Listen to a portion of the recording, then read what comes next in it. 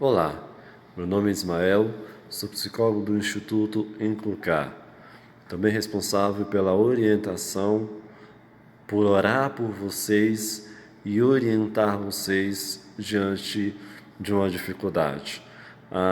Eu venho por meio deste áudio complementar a fala ao trabalho que a Kátia fez sobre depressão, a série que foi colocada no grupo sobre depressão. Então, a minha fala, meu áudio nesse momento vai ser para complementar aquilo que foi falado e ministrado de uma forma excelente no grupo sobre a depressão. Como foi dito, a depressão é algo que vai atingir muita gente, inevitavelmente, ou evitavelmente, claro. Você pode evitar a depressão, isso depende de você. Mas por que a gente chega a esta conclusão? Diante desse quadro de dificuldade, de isolamento, que as pessoas que nós estamos passando diante desse quadro de pandemia. Mas olhando para o aspecto bíblico, olhando para a Bíblia, o que a palavra de Deus nos diz? Nos diz o seguinte, que no mundo tereis aflições, mas tende bom ânimo, porque eu venci o mundo.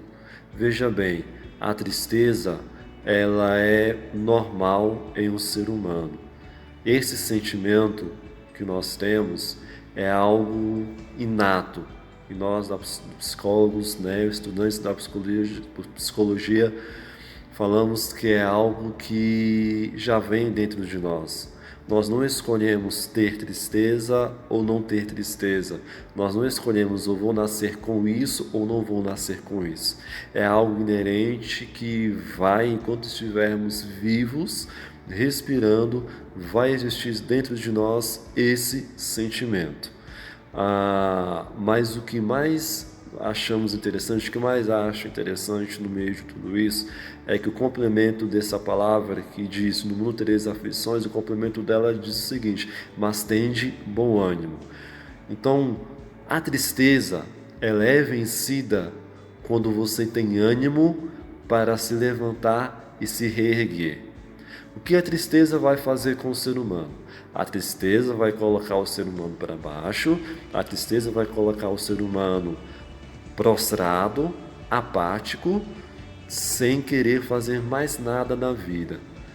E aí vem a outra parte do versículo, mas tende bom ânimo. O que o bom ânimo vai fazer? O bom ânimo vai fazer com que você se levante, com que você erga a sua cabeça, sacuda a poeira, jogue toda a poeira e levante-se e comece a fazer normalmente o que você já fazia. Um outro ponto importante é quando é narrado, é relatado dentro da fala sobre depressão, quando é colocado o Salmo de número 42, que é um salmo escrito por Davi. E se nós olharmos para o Salmo de número 42 e começarmos a refletir sobre ele, a pensar sobre ele, a estudar sobre esse Salmo, nós vamos perceber que o Salmo de número 42 é uma fala, uma conversa que Davi estava tendo consigo mesmo. Tanto é que ele fala o seguinte, olha, porque te perturbas, ó minha alma, porque te abates dentro de mim. Então, Davi, nesse momento, ele está começando a fazer uma autorreflexão. Ele está começando a pensar, a falar consigo mesmo diante de uma situação de angústia e diante de uma situação de tristeza. Nós vemos aqui nesse salmo uma reação de Davi diante desses sentimentos que ele estava passando, que ele estava sentindo dentro dele. Eu me arrisco a dizer que esse sentimento de tristeza, de abatimento que Davi estava tendo, não é um sentimento que estava dentro da, entre aspas, normalidade. Porque veja bem, tristeza nós passamos todos os dias. mas é uma tristeza que, tô triste porque eu não consegui algo. Tudo bem, estou triste agora, mas não consegui o que eu queria, estou triste, mas vou deixar a tristeza de lado porque eu vou lutar, vou batalhar até eu conseguir aquilo que eu quero. Ou então, eu não perdi um parente meu, perdi um ente familiar meu. Você vai passar por aquele luto, por aquela tristeza, por aquele abatimento, por um período, e depois você vai voltar a sua rotina, aquela tristeza vai diminuir, aquele abatimento vai diminuir, em muitos casos até ele desaparece. Então eu percebo nesse Salmo de número 42, o que eu percebo é que Davi teve que intervir, teve que fazer essa autorreflexão, essa conversa com ele mesmo, porque ele percebeu que esses sentimentos estavam começando a prejudicá-lo. A Bíblia não fala, mas o que a gente percebe, o que eu vejo, o que eu consigo perceber diante dessa narração, diante dessa narrativa deste capítulo do livro de Salmo, do capítulo de número 42, é que esse sentimento que Davi estava passando era de uma forma tão intensa que, se ele continuasse com esses pensamentos, provavelmente ele não iria continuar a vida dele. Por isso que ele faz essa intervenção, começando a dialogar com ele mesmo.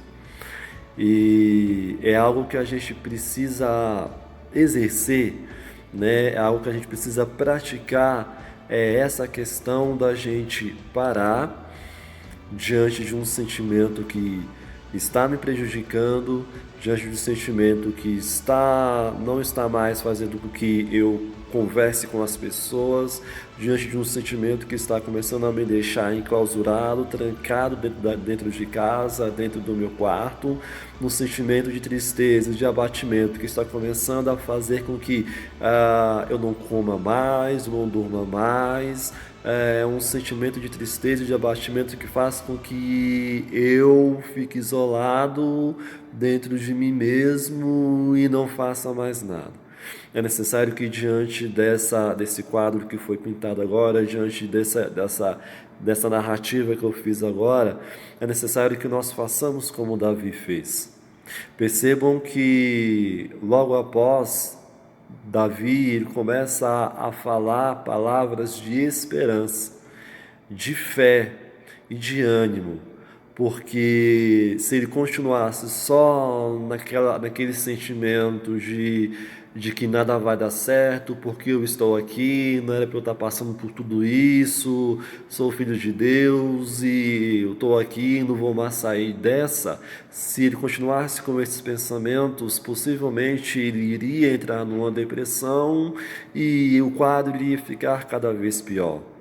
Mas preste atenção, Davi, ele teve bom ânimo, ele começou a se perguntar e começou a falar consigo mesmo que ainda há esperança, que ainda há uma solução para aquela tristeza e para aquele abatimento que ele estava passando naquele momento. Então, a gente precisa ter isso em nossos corações e nossa mente, de que ainda há uma esperança. Diante dessa tristeza, diante dessa depressão, diante do que você está sentindo, é você olhar para dentro de você mesmo e falar e dizer através da fala, e dizer que a fala é muito importante, é você olhar para dentro de si mesmo, para essa angústia, essa tristeza que você está passando, olhar e dizer: ainda há uma esperança. Ainda existe um Deus que pode mudar a minha história, ainda existe um Deus que pode me tirar de todo esse sofrimento que eu estou passando. O segundo ponto, um segundo personagem bíblico de reação que a gente pode notar, que a gente pode perceber através da fala, foi o próprio Jesus. Jesus, quando ele foi para o jardim do Getsemane, horas antes dele ser morto na cruz, dele sofrer toda aquela aflição e ser morto na cruz, ele dobrou seus joelhos no monte e sozinho, só ele e Deus, ele começou a conversar com Deus. A Bíblia nos diz que ele suava gotas de sangue de tamanha angústia que ele estava passando, que existia dentro dele. Ora, Jesus foi 100% homem e 100% Deus. Sendo 100% homem, ele passou tudo aquilo que nós, seres humanos, passamos enquanto estamos vivos. Jesus ele passou por dores, ele sentiu dor, ele sentiu tristeza diante daquilo que ele sabia que iria acontecer, diante de todo o calvário que ele já sabia que ele iria passar a partir de algumas horas à frente, depois da oração momento de oração que ele teve ali naquele lugar. Percebam que Jesus ele passou por um sentimento de angústia, mas percebam que diante do momento mais forte do sentimento de angústia que ele teve horas antes de sua morte na cruz, o que ele fez? Ele foi ao monte, dobrou seus joelhos e começou a falar com Deus, começou a orar a Deus. Percebam que esse não foi o único momento que Jesus orou. Para quem conhece as Escrituras, sabe que Jesus ele sempre orou, seja em monte, seja nos templos, ele sempre estava em oração, tirava um tempo para orar. Mas esse momento que ele subiu ao monte, eu percebo e começo a olhar e começo a perceber que era um momento que ele estava sofrendo uma angústia profunda dentro da alma. É uma angústia que invadia a sua alma, era uma angústia que invadia o seu ser. Tanto é que ele suou gotas de sangue da profundidade da angústia que ele estava passando diante de algo que ele sabia que iria acontecer, que era a morte de cruz. Mas se a gente continuar lendo esse texto, logo após ele diz: seja feito a tua vontade. Eu percebo que depois dele falar com Deus do sofrimento que ele estava passando, ele sentiu um certo alívio. E ele disse: seja feita a vontade do meu Pai. E a gente colocando para as nossas vidas, né, nos dias de hoje, nos nossos tempos atuais, é algo que a gente precisa praticar também, é a oração, é a questão da fala, é a questão do dialogar, é a questão de você jogar para fora tudo que você está sentindo dentro de você. É você confiar em alguém e falar tudo que você está sentindo dentro de você. Porque é algo que a gente percebe, isso independe de você ser estudado ou não, de você ter feito curso de psicologia ou de alguma área da saúde ou não. Isso é experiência, vivência que a gente tem durante a nossa vida, é que se nós ficarmos guardando dentro da gente, chega uma hora que nós explodimos, né? E essa explosão que eu falo é uma explosão de agressão, seja em algum parente, seja um amigo, seja quem for, vai chegar uma hora que tudo aquilo que nós estamos guardando dentro de nosso coração, de uma forma ou de outra, ela vai sair para fora. Por isso a necessidade de eu e você, a necessidade que nós temos, o ser humano tem de falar, o ser humano tem de dialogar.